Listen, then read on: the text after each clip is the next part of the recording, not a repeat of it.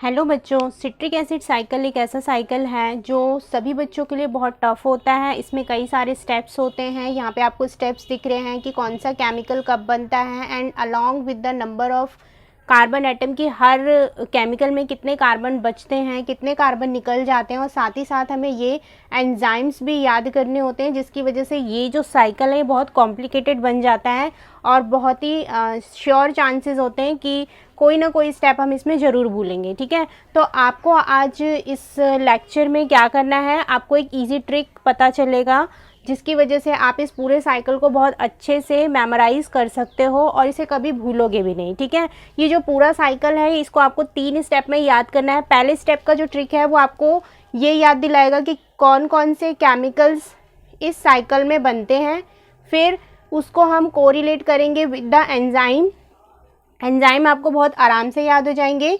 फिर साथ में हम ये भी देखेंगे कि कितने कितने कार्बन्स बचते हैं, और इस तरीके से आपका ये जो साइकिल है वो पूरा क्या हो जाएगा, कंप्लीट हो जाएगा। चलते हैं साइकिल के तीनों नाम के बारे में जानते हैं कि आखिर में ये तीनों नाम क्यों दिया गया है सिर्फ एक साइकिल को। आप इस साइकिल को कोई भी नाम दे सकते हो, क्रैब साइकिल, टीसीए साइकिल या फिर सिट्रिक एसिड साइकिल। ठीक है, देखो पहला नाम जो है क्रैब साइकिल, ये है उस साइंटिस्ट के नाम पर जिन्होंने क्या किया था, ये पाथवे एक्सप्लेन किया था और ये पाथवे ड्रॉ किया था, और वो कौन थे, सर हैंस क्रैब। ठीक है, बाकी के जो 2 नाम हैं, it is based on the basis of the first by product. इस पूरे पाथवे में जो हमें सबसे पहला प्रोडक्ट मिलता है उसके नाम पर बाकी के 2 नाम दिए गए हैं। ठीक है, जैसे हमें पहला जो प्रोडक्ट मिलता है इस पूरे पाथवे में, that is the citric acid, इसलिए इस साइकिल को हम सिट्रिक एसिड साइकिल भी कहते हैं।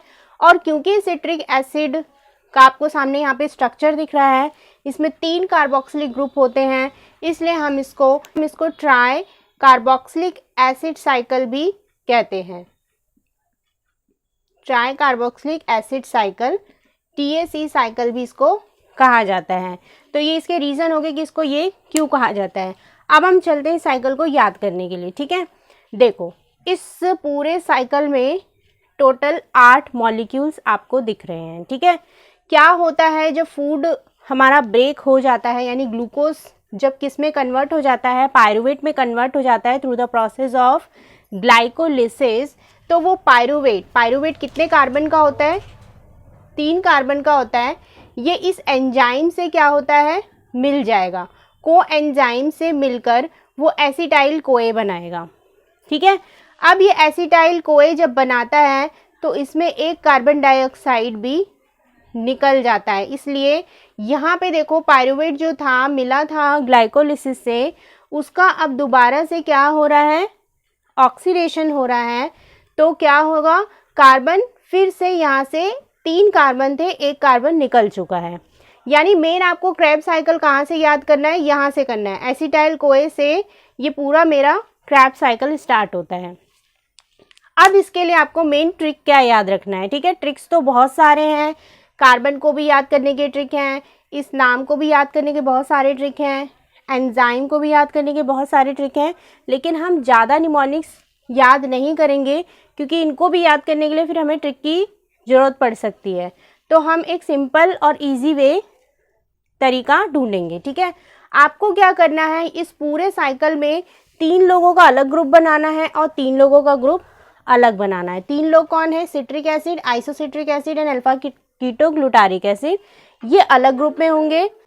इन 2 ग्रुप में एक ग्रुप जो है वो किसका बनेगा, सिट्रिक, आइसोसिट्रिक और अल्फा कीटो का बनेगा, और दूसरा ग्रुप जो है वो किसका बनेगा, इस डायरेक्शन में जाना है क्योंकि साइकिल ऐसे चल रहा है ना, तो हमें इस डायरेक्शन में जाना है। किस किस का बनेगा, सक्सीनेट का, फ्यूमा, और फ्यूमा के साथ मैं लेट लिख दूंगी। ठीक है, तो ये 2 ग्रुप्स बन रहे हैं जिसमें से एक ग्रुप दूसरे ग्रुप को क्या कर रहा है, ब्लेम कर रहा है। और क्या ब्लेम कर रहा है कि तुम्हारे ग्रुप की वजह से मैं जो हूँ वो लेट हो गया हूँ। ठीक है, कहाँ पहुँचने के लिए, ये बीच में एक जो कोए लिखा है मैं इसको कुएं से रिलेट कर दूंगी। ठीक है, कोए का मतलब कुएं। अब आपको इसको याद कैसे करना है, इस ट्रिक को याद कैसे करना है, आप ये कहोगे ओ सिट्रिक आइसोसिट्रिक। सिट्रिक और आइसोसिट्रिक दोनों क्या हैं, ट्विन्स हैं, दोनों एक दूसरे के क्या हैं, आइसोमर्स हैं। इसलिए देखो 6 कार्बन यहाँ पे थे, यहाँ पे भी है। तो क्या कह रहा है, ओ, यहाँ पे ओ को आप अंडरलाइन करो, ओ सिट्रिक, आइसोसिट्रिक और साथ में उसका एक दोस्त है अल्फा कीटो। तुम्हारी वजह से सक्सीनाइल कुएं में सक्सी फ्यूमा लेट हो गए, यानी तुम तीनों की वजह से सक्सीनाइल कुएं में जाने के लिए सक्सी फ्यूमा लेट हो गए। वो मैंने यहाँ पे लिख दिया है और ट्रिक्स आपका जो मैं बता रही हूँ स्क्रीन में ऑलरेडी लिखा हुआ है, उसे आप बस याद कर लेना। तो इस तरीके से आपका जो पूरा साइकिल है उसमें एक भी स्टेप आप नहीं भूलोगे, ठीक है। आपने अगर वो ट्रिक याद कर ली है तो आप कहाँ से शुरुआत करोगे, ओ फॉर ऑक्सैलो एसीटेट, वो एसिटाइल कोए के साथ मिलेगा। ऑक्सैलो एसीटेट 4 कार्बन कंपाउंड है और एसिटाइल कोए जो होता है वो 2 कार्बन कंपाउंड होता है। 4 + 2 मिलके क्या बनाएंगे, 6 कार्बन मॉलिक्यूल बनाएंगे जिसका नाम क्या है, सिट्रिक एसिड, ठीक है। तो ओ सिट्रिक, आइसोसिट्रिक, अल्फा कीटो की वजह से सक्सीनाइल कुएं में सक्सी फ्यूमा लेट हो गए, मतलब वो नहीं जा पाए। तो इस तरीके से आपको पूरा साइकिल याद हो जाएगा। लिखने का तरीका कैसे होगा, आप जब भी साइकिल ड्रॉ करोगे सबसे ऊपर एसिटाइल कोए लिखोगे, ठीक है, और यहाँ पे ओ से शुरुआत कर देना अपना। Oxaloacetate, citric acid, isocitric acid, alpha ketoglutaric acid, succinyl, succinate, fumarate, malate, mnemonics मैंने आपको बता दिया है। उसके बाद आप ऐसे एरो को क्या करोगे, ड्रॉ करके पहले आप अपना साइकिल कंप्लीट कर लो। सेकेंड स्टेप में आपको क्या करना है, आपको कार्बन की नंबर की प्लेसिंग करनी कि कितने कार्बन किस मॉलिक्यूल के पास हैं। देखो ये मैंने आपको शुरुआत में बता दिया कि पायरुवेट जो ग्लाइकोलिसिस से बनता है उसमें 3 कार्बन होते हैं। एक कार्बन डाइऑक्साइड निकल जाएगा तो एसिटाइल को आपके पास क्या रह गया, 2 कार्बन मॉलिक्यूल रह गया।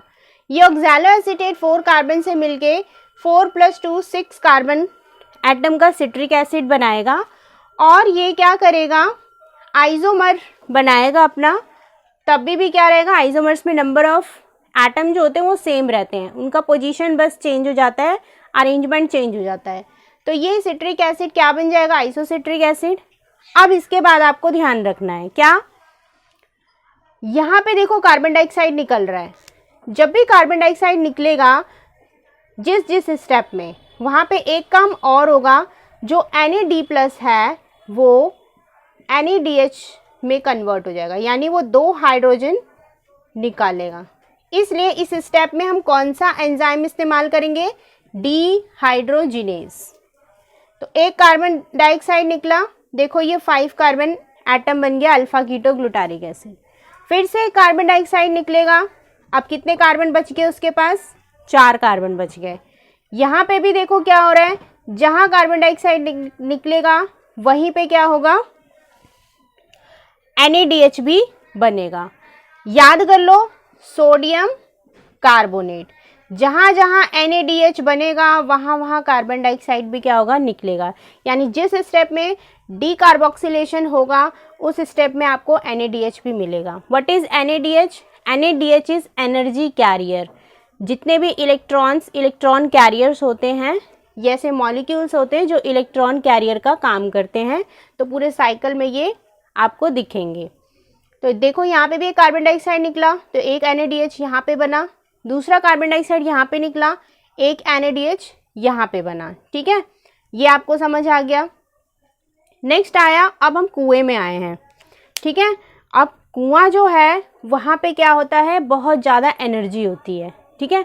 अब इस कुएं से सक्सीनेट जब बाहर आएगा तो इट नीड्स मोर एनर्जी, यानी एक स्टेप में आपको कहीं पे ATP मिलेगा।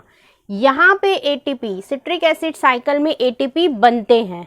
आपको पता होगा power house of the cell किसको कहा जाता है, माइटोकॉन्ड्रिया को power house of the cell कहा जाता है। और ये जो काम हो रहा है ये यहीं पे हो रहा है, मैट्रिक्स ऑफ माइटोकॉन्ड्रिया में। और यहीं पे क्या बन रहे हैं, ATP जनरेट हो रहे हैं through the process of this crabs cycle, ठीक है। तो ATP एक यहाँ पे बना। अब वो बंदा जब बाहर आएगा, सक्सीनेट आएगा, तो फ्यूमारेट उससे पूछ रहा है भाई तेरा एक्सपीरियंस कैसा रहा वहाँ पे। तो वो बहुत क्या होगा, कुएं से बाहर आ रहा है तो क्या हो जाएगा, वो बहुत ज़्यादा घबरा रहा है, ठीक है। तो FAD यहाँ पे वो बोल रहा है कि बिल्कुल एकदम कैसा फाडू एक्सपीरियंस था उसका। तो यहाँ पे कौन सा इलेक्ट्रॉन कैरियर वाला मॉलिक्यूल निकलेगा, FAD। FAD किस में कन्वर्ट हो जाएगा, FADH2 में कन्वर्ट हो जाएगा।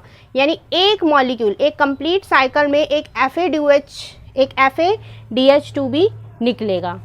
उसके बाद फिर से फ्यूमारेट मैलेट में कन्वर्ट होगा, NADH प्लस NADH में कन्वर्ट होगा, और इस तरीके से साइकिल जो है वो पूरा कंप्लीट हो जाएगा।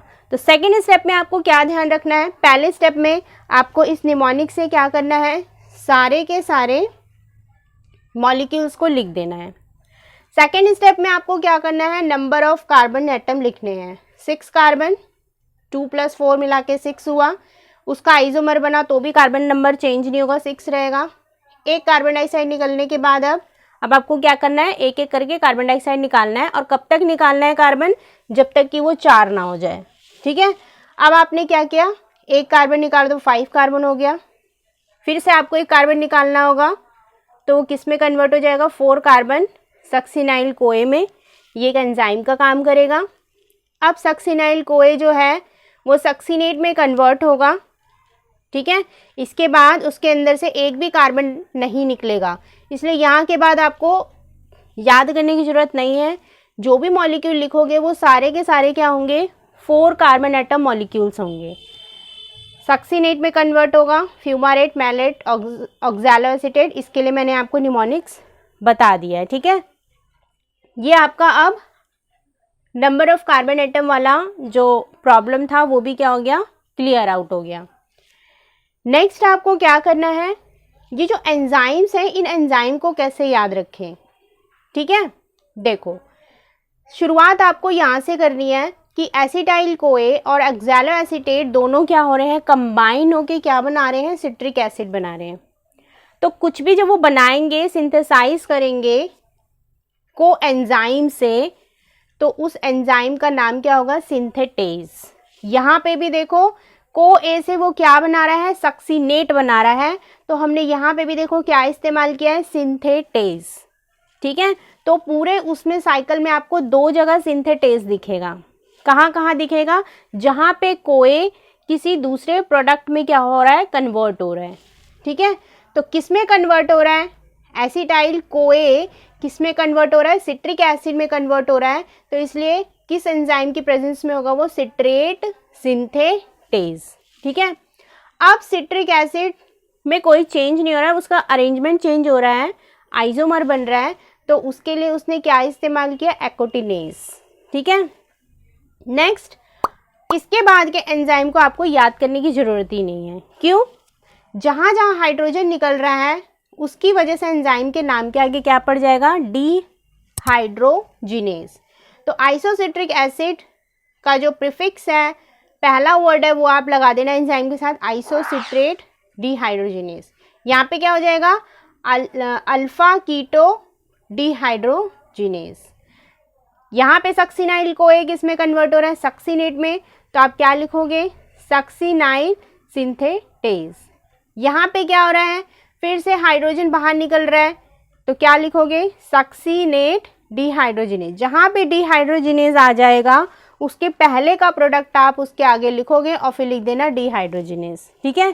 क्या क्या आपको बस अलग से याद करना है, सिर्फ ये वाला। फ्यूमारेट किस में कन्वर्ट हो रहा है, मैलेट में, तो आप लिख दोगे फ्यूमारेस।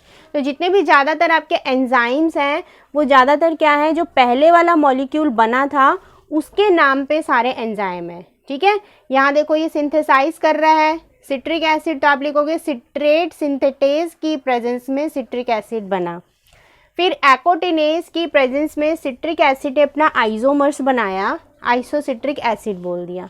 फिर आइसोसिट्रेट ने क्या किया, अपने में से हाइड्रोजन को निकाला, ठीक है। तो उसको कौन सा एंजाइम चाहिए होगा, उसको आइसोसिट्रेट डिहाइड्रोजिनेज चाहिए होगा। फिर अल्फा कीटोग्लूटारिक एसिड ने भी अपने में से क्या किया, हाइड्रोजन को निकाल दिया, तो उसको भी कौन सा एंजाइम चाहिए होगा, अल्फा कीटो डिहाइड्रोजिनेज चाहिए होगा। फिर आया सक्सिनाइल कोए, अपने में से कोएंजाइम ए को हटा रहा है और सक्सिनेट में कन्वर्ट हो रहा है, सिंथेसाइज हो रहा है, तो हम उसका नाम क्या रख देंगे, सक्सिनाइल कोए सिंथेटेज, कोई नई चीज़ बना रहा है वो। फिर से सक्सिनेट क्या हो रहा है, फ्यूमारेट में कन्वर्ट हो रहा है और हाइड्रोजन के मॉलिक्यूल्स निकाल रहा है, तो फिर से हम उसका नाम क्या रखेंगे, सक्सिनेट डिहाइड्रोजिनेज। फ्यूमारेट मैलेट में कन्वर्ट हो रहा है, तो उसका नाम भी इसी के नाम पे आ गया, फ्यूमारेज। मैलेट किस में कन्वर्ट हो रहा है, ऑक्सैलोएसीटेट में, by the removal of hydrogen atom, तो इसका नाम भी मैलेट के नाम पे पड़ेगा, मैलेट डिहाइड्रोजिनेज। तो आप ध्यान से देखो, जितने भी एंजाइम हैं वो कहीं ना कहीं अपने प्रीवियस मॉलिक्यूल से क्या है, लिंक्ड है। ठीक है, यहाँ देखो सक्सिनेट भी लिंक्ड है, फ्यूमारेज फ्यूमेरेट से लिंक्ड है, मैलेट डिहाइड्रोजिनेज मैलेट से लिंक्ड है। तो इस तरीके से आपका जो एंजाइम का प्रॉब्लम है वो भी क्या हो गया, क्लियर हो गया विद दिस ट्रिक। ठीक है, आपको पूरा 8 पोजीशन को पहले लोकेट करना है। सबसे पहले आप इनको लिखोगे, फिर साथ साथ में सेकेंड स्टेप में कार्बन एटम को लिखूंगी और फिर कार्बन एटम लिखने के बाद हम ये देखेंगे कहाँ कहाँ पे, जहाँ जहाँ कार्बन एटम एक एक कम होगा वहाँ पे आप कार्बन डाइऑक्साइड को बाहर निकालोगे, बाकी जगह आपको कुछ नहीं करना है। ठीक है, सक्सिनाइल कोए जो है क्या है, कुआं है। कुआं एक बहुत बड़ा सोर्स होता है, सोर्स होगा तो क्या होगा, उसके अंदर बहुत ज़्यादा एनर्जी होगी। ठीक है, तो आपको एटीपी कहाँ निकालना है, एक ही जगह निकालना है जहाँ पे क्या होगा, कुआं होगा। यानी सक्सिनाइल कोए वाला जो पॉइंट आएगा, रास्ता आएगा, उसके बाद जब वो सक्सिनेट बनाएगा वहीं पे वो एटीपी निकालेगा। उसके बाद क्योंकि वो कुएं से बाहर आया है तो उसके बाद वो कौन सा एनर्जी या इलेक्ट्रॉन कैरियर मॉलिक्यूल निकालेगा, वो FADH2 निकालेगा। ठीक है, और फिर से लास्ट में आपका जो मैलेट है वो ऑक्सैलोएसीटेट में जब फिर से कन्वर्ट होगा तो वहाँ पे भी एक जगह वो NADH बनाएगा। तो इस तरीके से आपका जो पूरा साइकिल है वो कंप्लीट हो जाता है। तो इस पूरे एक कंप्लीट साइकिल में आपको क्या दिखा, 2 जगह तो कार्बन डाइऑक्साइड दिखे निकले हुए, 2 कार्बन डाइऑक्साइड, 3 जगह आपको क्या दिखे, NADH, एक ये रहा, एक ये रहा और एक यहाँ पर। एक जगह आपको क्या मिला, FADH2 और एक जगह आपको क्या दिखा है, ATP। तो एक कंप्लीट साइकिल में आपको क्या मिलता है इन वन साइकिल, ये आपको पता होना चाहिए। 2 कार्बन डाइऑक्साइड निकलते हैं, 3 मॉलिक्यूल ऑफ NADH निकलते हैं, 1 मॉलिक्यूल ऑफ FADH2 निकलता है और 1 मॉलिक्यूल ATP का निकलता है। तो आपसे क्वेश्चन पूछ सकता है कि जब 2 साइकिल होगा क्रैब्स साइकिल का तो कितने NADH होंगे, FADH2 होंगे, 3 साइकिल 6 साइकिल का वो आपसे कोरिलेट कर सकता है। तो आपको एक का पता होना चाहिए कितने कार्बन डाइऑक्साइड निकलते हैं, NADH कैसे निकलते हैं। ठीक है, तो ये एक इजी वे था जिससे आप क्या कर सकते हो, क्रैब्स साइकिल अच्छे से याद कर सकते हो। ज़्यादा निमोनिक्स याद करने की ज़रूरत नहीं है क्योंकि फिर आप भूल जाओगे। ठीक है, क्योंकि आप केमिस्ट्री में भी निमोनिक्स याद करते हो। ठीक है, आगे जाओगे तो बहुत सारे निमोनिक्स आपको बायोलॉजी में भी याद करने पड़ेंगे। ठीक है, GS के निमोनिक्स याद करने पड़ते हैं। तो ये जो निमोनिक्स था इसमें जो मैंने वर्ड का इस्तेमाल किया था कि ओ सिट्रिक आइसोसिट्रिक अल्फ़ा कीटो, तुम्हारी वजह से सक्सिनाइल कुएं में सक्सिन फ्यूमा लेट हो गए जाने से। तो इसमें जो आपका नाम है it is correlated with your compound name, जो मॉलिक्यूल यहाँ पे बन रहा है उसी के नाम से क्या हो रहा है, कोरिलेट हो रहा है। और फिर हमने नंबर ऑफ कार्बन एटम को पढ़ा और फिर हमने क्या किया, जितने भी एंजाइम्स थे उन एंजाइम्स को याद किया किस तरीके से एंजाइम का नाम देना है। ज़्यादातर एंजाइम के नाम जो है वो उसके प्रीवियस मॉलिक्यूल से रिलेटेड ही हैं। जहाँ पे कार्बन डाइऑक्साइड निकलेगा वहाँ पे उसके नाम के आगे डिहाइड्रोजिनेज लगा देना। जहाँ पे आपको कोए से कुछ नया प्रोडक्ट मिलता हुआ दिखेगा वहाँ पे आप सिंथेटेज वर्ड लगा दोगे। बस एक अलग है, फ्यूमारेट से मैलेट बन रहा है तो वहाँ पे आप फ्यूमारेज लगा दोगे। तो इस तरीके से आपको जो ट्राई कार्बोक्सिलिक एसिड साइकिल है वो बहुत अच्छे से लर्न हो जाएगा। और ये एक ऐसा वे था साइकिल का जिसमें आपको हर ईच एंड एवरी पॉइंट आपको लर्न हो चुके होंगे कि कौन सा एनर्जी इलेक्ट्रॉन कैरियर मॉलिक्यूल्स कब कहाँ पे कितना निकल रहा है, कौन सा मॉलिक्यूल है, कितने कार्बन एटम है और कौन कौन से एंजाइम इसमें इन्वॉल्व हो रहे हैं।